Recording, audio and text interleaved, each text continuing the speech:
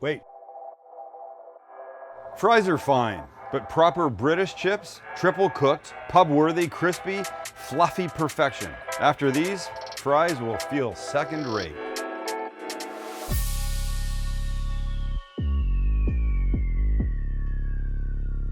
I follow a restaurant in London called Tallow, and they've been putting some of their recipes online. And I saw these a while back and thought, wow, those look fantastic. And somehow Max saw them and he went, let's do them. Let's show our people what they should be doing to level up their fry game.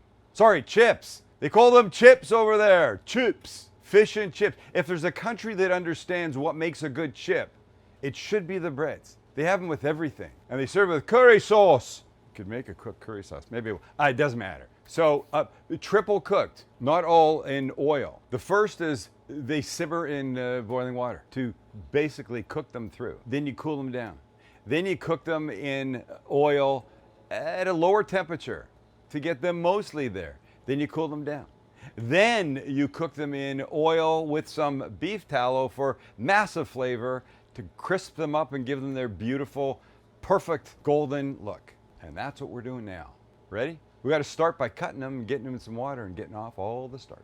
3 potatoes. These are Yukon Golds. They have all different types over there. These are closest to what they use, I think, so we're going to use these. And by the way, I'm only making this amount, but whatever I do, you need more, just make more.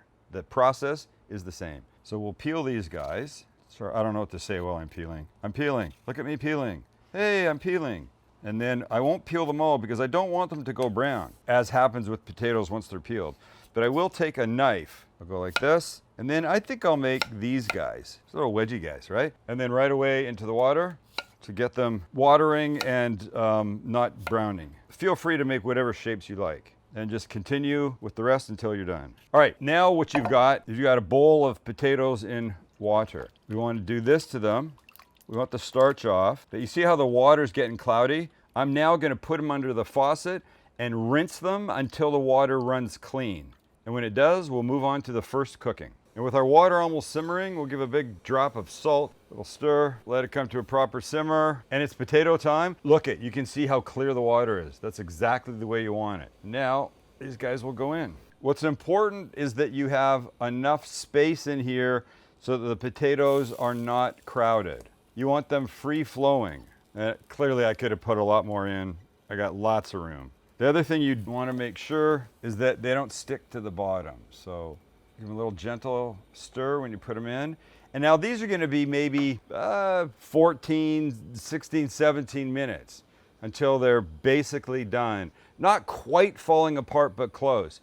But what we want to do is we want to stir every minute or so. And the stirring is going to, especially as they get further cooked, bump them up against each other and start to rough up the outsides. And the roughed up outsides lead to beautifully crispy chips at the end. Not much to do, but let them simmer away, give them a little stir, and we'll be back when they're ready.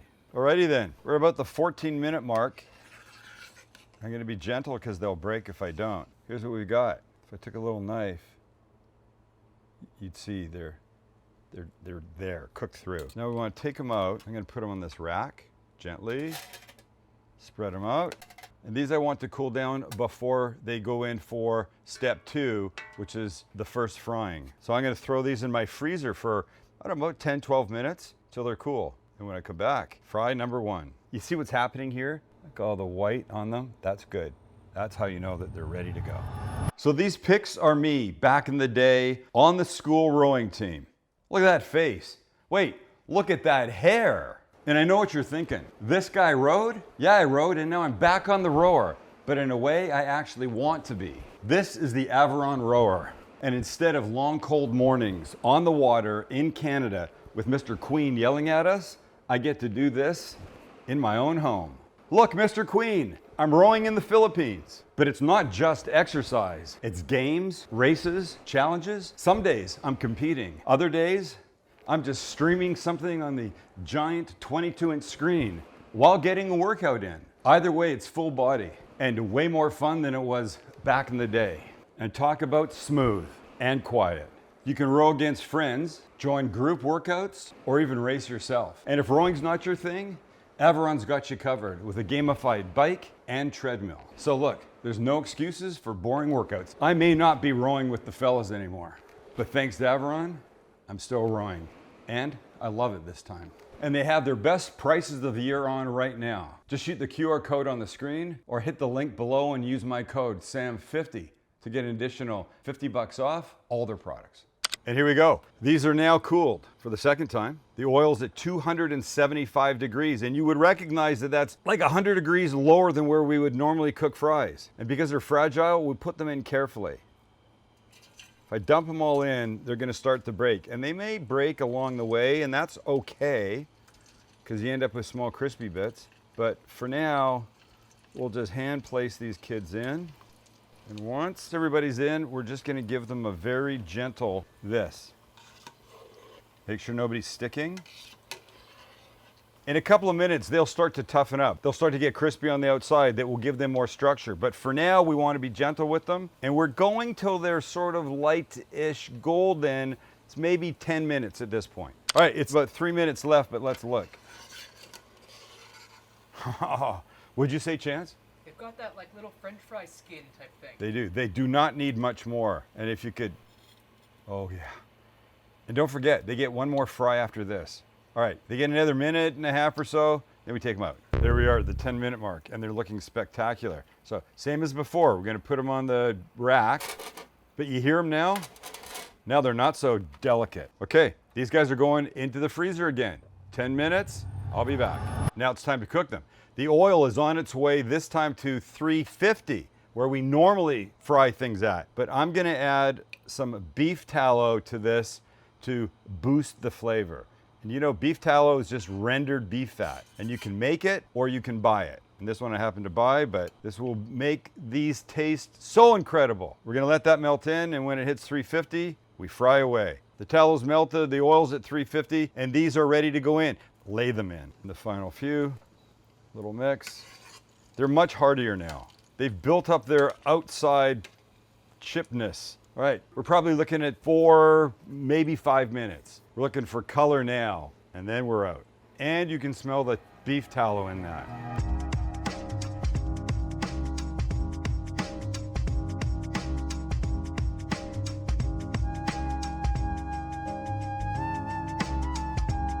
Woo! And it's time. Goodness gracious. Back on the rack. This is the time to give them salt because this is when the salt's gonna stick. All right, I think we're all ready to have some. Let's go. Let's do this. Oh my God. But wait, I'm not the hugest ketchup guy, but when it comes to fries, there's one way I like them, with a lot of pepper. And when I say pepper, I mean like almost so much so you don't see red anymore, you just see the black. That, ladies and gentlemen, is gonna be insane. Oi mates, look what we've done. Triple cooked chips. Triple cooked chips with a side of Tommy K and black pepper. All right, here we go. It's just gorgeous, isn't it? And what's that? Oh, gee, I don't know if you could hear that. That's fluffy inside, gorgeous, crispy outside. Okay, I gotta have that bite right now. Wait, and now a little in the Tommy K. I'm gonna eat this, but I'll say goodbye now because I might just have a moment to myself. So thanks for hanging out. Find the recipe for these below. Thank you, Fallow of London, for posting what you do and giving us the impetus to make these. I may never make chips the same way again.